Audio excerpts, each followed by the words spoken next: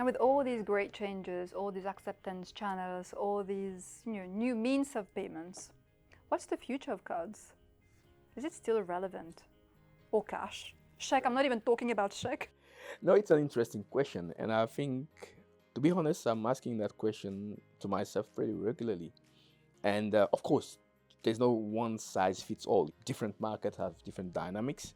When you take, for instance, let's talk about Africa. I'm really close to Africa because it's a continent vibrant, so I think there's a lot of things. You take Africa, most of the countries, you have a lot of unbanked people, which have been offered the opportunity to join some sort of formal payment ecosystem by the mobile network operator. So for them, mobile is everything. So can you pitch cards to someone who has been used to mobile? It's not even the same price. Yeah, so that is a question. Let me answer a bit more straightforward. Cards, as we know, and probably in Mauritius, because Mauritius is a Very much card card country, Yeah. this plastic probably somehow, depending on the market, depending on the pace, will probably disappear. But the card rails, which are some payment rails together with others, we have others, we have RTP here, we have the IPS, we have mobile, they will be there because they have something to offer to the consumer and to the merchants. So for me, it's the form of these payment rails. When I say the form, is the consumer interface and also the merchant interface that will change. Probably the plastic will disappear, but it's gonna be a plastic, so to say, in the phone, which is not visible, you know? So the same thing for the merchant. It used to be a big machine. Now we have better POS machine. Honestly, the previous one was like you have to have some weight and some strength to, but today you are very beautiful. But again, it can be a phone because you will just put a software on a phone to turn it into an acceptance device. So this is the future of money because this future has been enabled by some technology. NFC is one. We don't need to insert. We can tap. And NFC is not only, there's also the tokenization. How do we protect this PAN, this data? How do we ensure that the transactions are flawless without the risk of compromising data? So tokenization will be, for me, the future. That's what will enable people in the car, and we see it now already. You've seen the announcement between Mercedes-Benz and Visa. You are now able to pay in your Mercedes-Benz, your very comfortable car, to buy some interesting stuff from the comfort of your car. And this is enabled by tokenization. So for me, the future will be mobile. And as I say mobile, I'm not talking about absolutely phone. It can be wearables, it can be connected devices. You know, I give you an example. Your fridge will tell you some information about, there are some gaps, some grocery that are missing, give you the information and you can And you order. can click on a button. It's a bit futuristic, but it will happen. Yeah. Believe me, it will happen. You know, the thing is that with cards today, why, well, for example, if you ask me why I stick with cards, is because I know that wherever I go, in whatever country, my card is going to work. Yeah. Because of acceptance. Whereas if I take my application on my phone, I'm not sure it's going to be accepted everywhere. For me, this is the reason why I have both in my wallet today. Would you agree with me that tomorrow, what will maybe be that turnkey is when we can say that from my phone, it can be accepted anywhere. It's acceptance. And again, today you have Visa, you have others which offer you that sort of interoperability where you are. It's based on, of course, terminal capabilities, things like that. But what we are pushing for, and we have a critical role to play as a leading player, is to push the ecosystem towards some standards. NFC is one. NFC is not NFC for Visa, it's NFC for other people. But at least I know that if my phone is NFC and if the terminal is NFC, I can do an NFC transaction. I don't need to read a user manual to say, okay, how do I pay? So you see, you need to simplify for the consumer and for the merchant. They don't have to get into that complexity, which is, our technology is getting complex, But at the same time, that is what the challenge. We need to simplify it for the consumers and the merchant in order to drive the traction. while keeping the security. That's the That's the cherry. most important thing. That's the thing that I was about to say. But thank you. Security is, there's no compromise. You know, it's gonna be getting more and more challenging because the fraudster also they are really they're really clever. So that's why you will see some different technology around authentication, around biometrics to ensure that we can understand that transactions that are happening are legitimate and are not done by people who should not get those credentials in their head. So it will continue. We need to continue to invest into security, but without compromising the experience, the speed, and minimize the friction. Because friction in the payment process is also something that can really push people back to their old habit. So it's very important that we find the right balance between the security requirements and also bringing payment experience which is more or less frictionless. So let's say I am a new bank, okay, so totally greenfield, and I'm entering this business. So as Visa, so what would be your advice to this very greenfield bank? Like, should they go digital? Should they be traditional? Should they be wary of certain aspects? What would be your advice? I think I will surprise you because I don't want to say go digital. Yes, they may go digital. But what does the market need?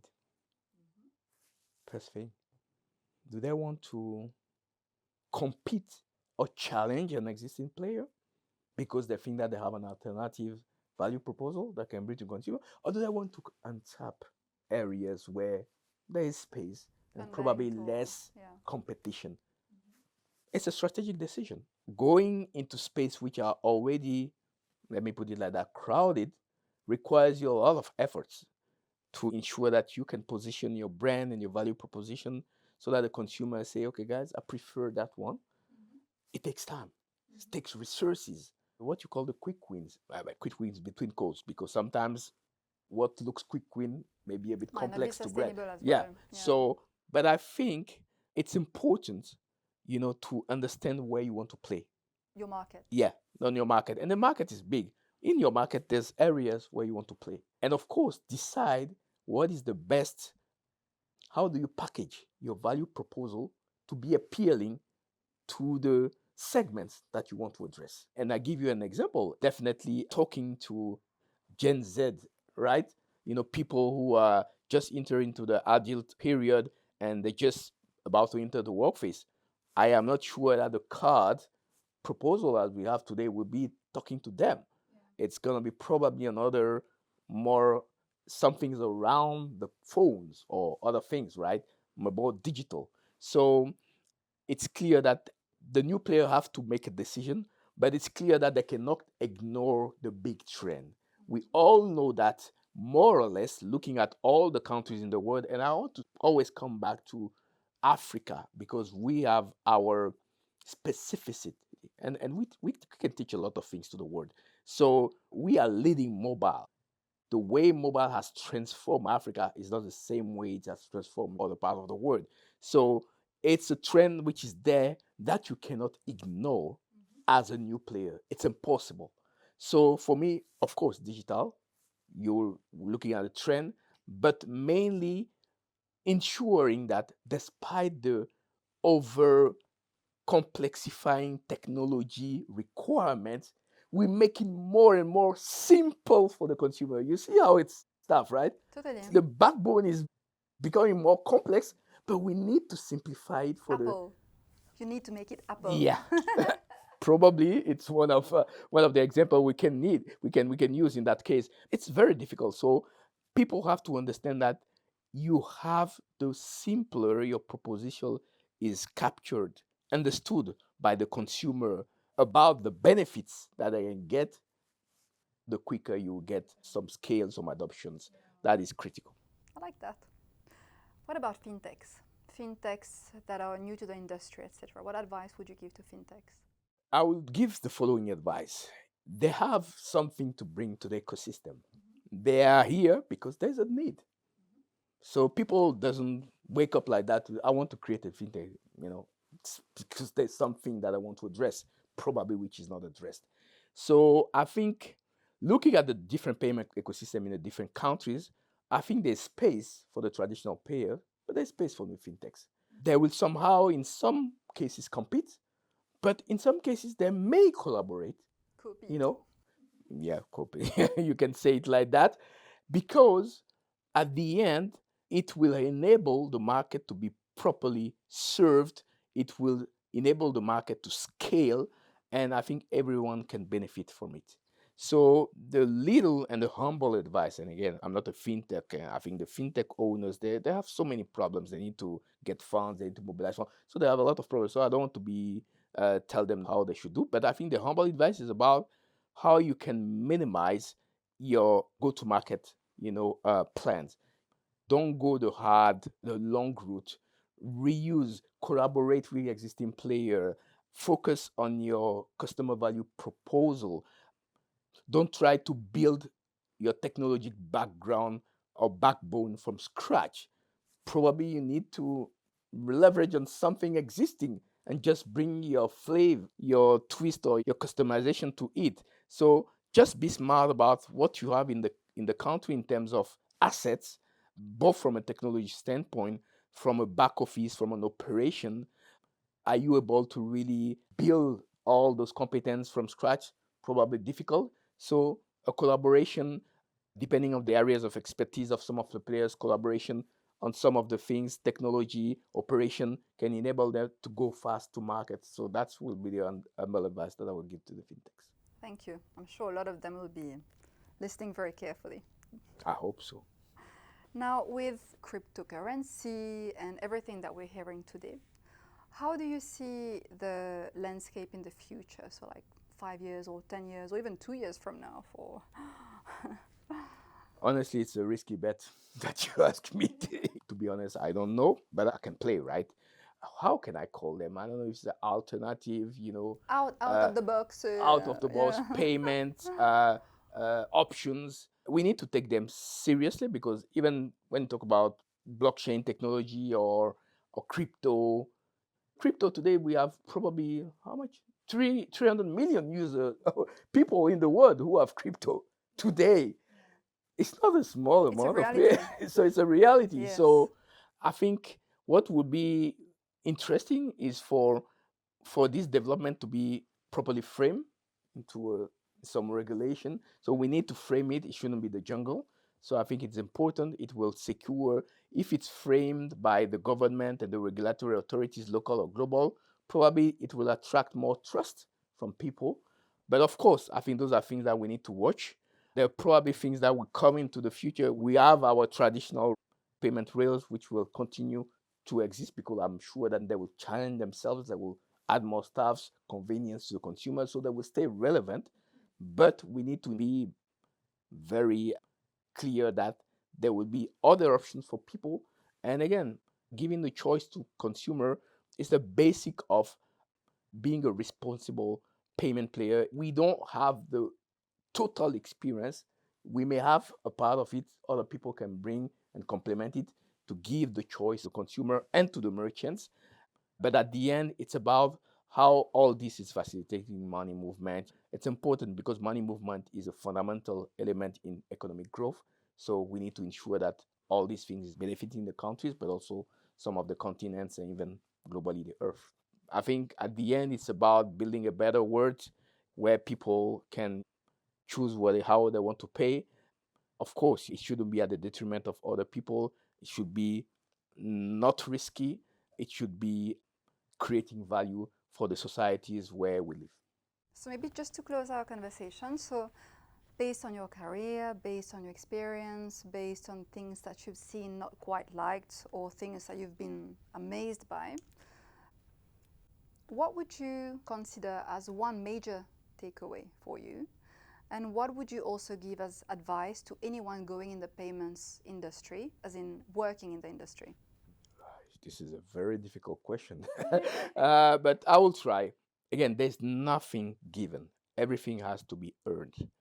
We have noticed a tremendous acceleration of the payment ecosystem in different countries. We've seen how mobile money has enabled millions of Africans to have some form of formal financial services, whereas previously they were completely excluded. So this shows the power of technology. So the technology has enabled to address a need that we couldn't think about at the beginning, right? I don't think when the first mobile network came into market, I think probably mid 90s, something like that. I don't remember. I don't think the first idea was to facilitate and to offer financial services. Now it's more shifting to because the phone is no more a device to talk. It's no more only a device to go and chat and whatever. It's becoming a device where we pay and we are paid. So I think it's a key learning how technology can be a critical enabler of improving lives of people. And I think that's where we all need to believe into technology enhancement, ensuring that it continues to bring things to the people, simplifying it. When I say simplifying for its adoption for the consumer and also for the merchants to ensure that they get that this is something, it's bringing something to them without being complex to understand. So I think that element is an element that we all need to incorporate in how we think about driving our business in the future. We need to continue to offer simplicity in the innovative experience, which can be appealing for the consumer and the merchant, but at the same time having the constant investment in the technology layers which enable that simplicity, but as well as the security that needs to come together. And of course, we need to continue to properly, transparently articulate the value added that we are bringing to the different members of the ecosystem. That will be my last word on it. So maybe I can complete by what we say internally. So as long as it's simple, seamless, and secure, then you have the winning. I think that would be the perfect summary of this conversation. Well, thank you very much, Fabrice. It was a pleasure, Christine. Same here. And for our viewers, please stay tuned for our next episode on In Conversation with ICPS. Thank you.